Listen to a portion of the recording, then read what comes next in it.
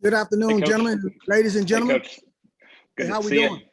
Doing well, thank you. Hope you are. We'll go right back to Ross Martin. Hey, Coach Hey, Porter, great to see you. I was wondering what's going on behind THI Chandler. Like, what do you want from that group? What are you looking for to kind of claim those spots behind what we think is THI Chandler as a starter, and maybe some names of guys that are standing out and what they're doing well? Well, in terms of Ty, I thought our team did a great job of extending the hand of brotherhood, meaning just accepting him and embracing him for who he is. I think that has allowed him to be comfortable and truly become the best version of himself. In terms of what's behind him, you guys know Coach Longo, his theme is don't blink. So we play with a tremendous amount of tempo. And in order to do that, obviously, we're going to need some other guys. And so every day we're pushing every single guy within that room to truly play at a high standard.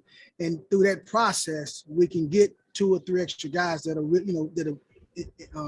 in position to play. So that's kind of where we are. I think, obviously, we have 2 experienced guys in British and Josh. We also have a young guy or some young guys in terms of Elijah, DJ, and Caleb Hood. And things are starting to sort themselves out. I'm truly looking forward to this Saturday when we get an opportunity to scrimmage. And I think that's going to be separation Saturday for a lot of guys. So things are pointing towards Saturday from the standpoint of us truly starting to divide the depth chart and getting ready for preparation for our first game. Okay, let's go over to Greg Barnes. Hey, Coach, wanted to dive into Ty a little bit. I know he arrived before you took this job, but kind of what was your familiarity with him beforehand, maybe on the recruiting trail years ago, if at all? And then once you kind of got your hands on him in spring, what did you like about him? How's he performed throughout the offseason, those kind of things? Well, before I got here, I've had a little experience with Chai, being that we had played Tennessee once, I believe, and from that regard, just kind of watching him over on the sideline. I know me personally, I didn't do any recruiting, but once I got here, just to meet him, just his maturity and his experience and his approach to this opportunity was phenomenal. I thought he brought a lot of wisdom to the group. And again, just the chemistry and the continuity in the way that he allowed himself to fit in, I thought was a seamless transition. So very excited about the way that he's handled himself up to this point. I think he's working extremely hard, also with the help of his teammates, just giving him the confidence he needs to truly become capable of what he can become and being a vital part of what we do offensively. Coach Brown has said a number of times that Ty is valuable because he has played the big games against Alabama and Georgia and those types of teams. Some of these other guys haven't. How much can you coach some of the other guys to be prepared for those moments, or can you? Is it just a situation where they have to get into those experiences to be able to understand it and appreciate it? Right. So, Greg, I believe there's no substitute for experience. So regardless of what position you're playing, experience is a very, very valuable tool. And especially going into your first game. And so that alone has a lot of value in it. We also have 2 other guys in Josh and British who have experience. And so as much of that we have on one hand is good, but also some of these young guys who put themselves in the mix for playing, what we have to do is continue to get them reps and show them things that they may have not been exposed to, but also play to their strengths as we head into the first game. And obviously, as we get going through out the season, that experience from the first game will lead to being more comfortable the second game, and so on as we progress through the season. So experience is a tremendous factor, especially in the first game. Thank you. Okay, Dina King, go ahead. Hey, Coach Porter, how are you doing? Well, Dina, how are you? I'm doing good. My question is regarding Caleb Hood. He came in at UNC, one of the best athletes in North Carolina, switched position. How is he progressing at running back, and what do you think his strengths are? He's not disappointed us. He's been a pleasant surprise. He's trending upward in a very, very fast way. He's a young man from day one. He came in and completely understood what he needs to do to put himself in position to play, which is learn the offense. And he was very, very aggressive in doing so.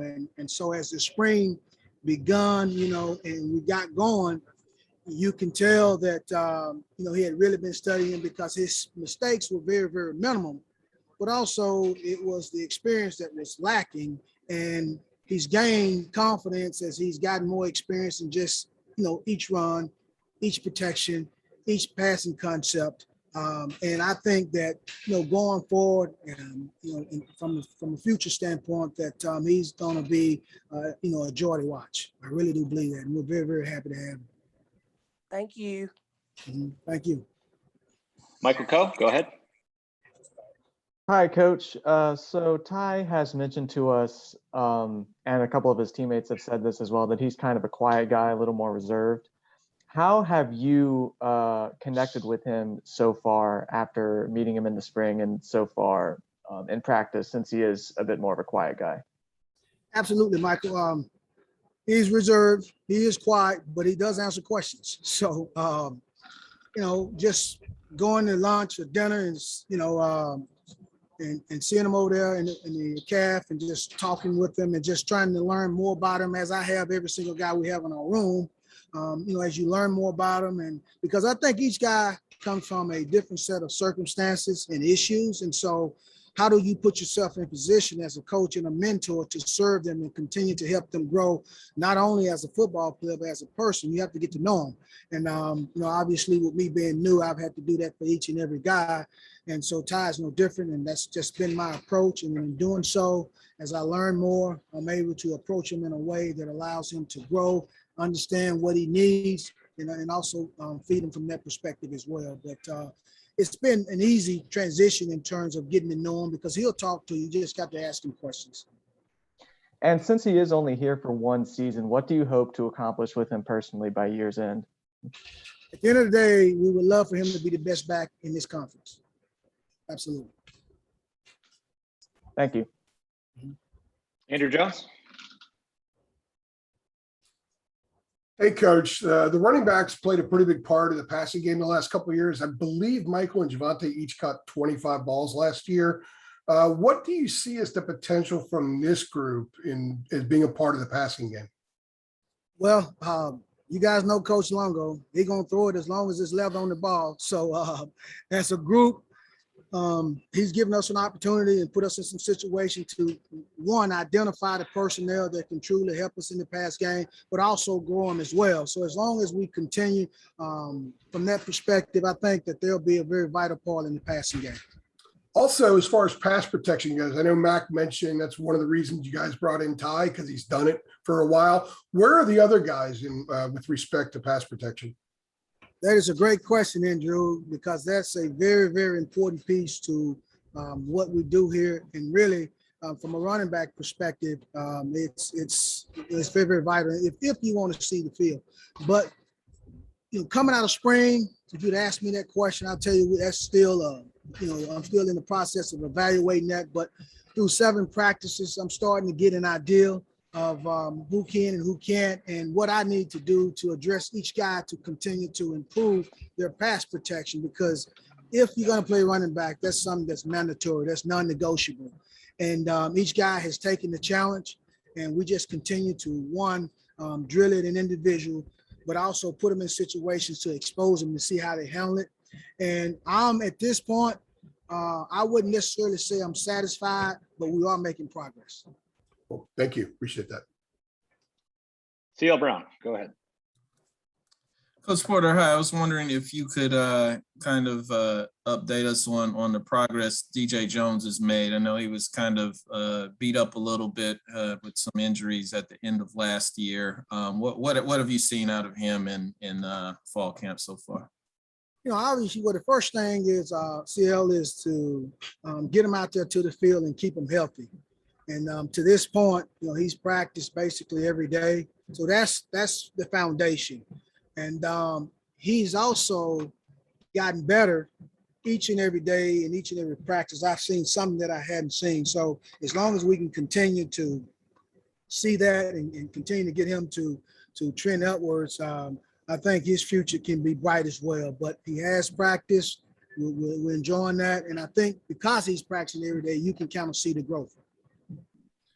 And I was also curious, Coach Brown has talked about special teams this year, wanting special teams to be at a level where it can win games. I wasn't sure what the breakup is, with you and Coach DeWitt in terms of how you guys are handling it. If you could just kind of expound on what you're bringing to the special teams. Absolutely. Well, in terms of what I'm bringing, I think it's the experience of being a special teams coordinator, really here, as well as my last stop. In terms of how we're breaking it up, obviously, Coach DeWitt is still the special teams coordinator. He heads it all. He's given me an opportunity to help him with kickoff return and be the lead coach there, which I'm very grateful for. But the approach, Coach Brown has made a tremendous emphasis on special teams, and we challenge these guys, not just our players, but coaches and everybody involved, to turn it up a notch. And I think as we take the field this fall, you'll start to see the difference as we go forward. But that's about it. Thank you. Mm-hmm. Our last one for Coach will come from Isaiah Lucas. Hey, Coach. Just wanted a couple of thoughts on Kamara Evans. Excuse me. Yes, Isaiah. Kamara has come in, and again, it was June, and he was the only guy that reported in our room, and that's the beauty of this group, not just our running back group, but this team. These guys have done a tremendous job of welcoming, embracing, and accepting guys, and they've done the same for Kamara here, and kind of taking them under his wings. And when we were going through the summer, he would go back and forth to different guys to try to put himself in position to learn the offense. And as we've gotten going in each and every practice, me specifically just trying to expose him to, again, just different aspects of our offense so where he can grow and be comfortable. And he has gotten to the point to where he's starting to get comfortable. But it is a process. But his approach right now is one that if he continues to stay aggressive, he'll learn and put himself in position to grow. And then from there, we'll see exactly where he fits. Coach, thanks for your time today. We appreciate it. Thank you as well, Mark. And you ladies and gentlemen, y'all have a great evening. Okay, you too, sir. Yeah. Thanks, Coach. Appreciate it. Mark, we got Eugene next.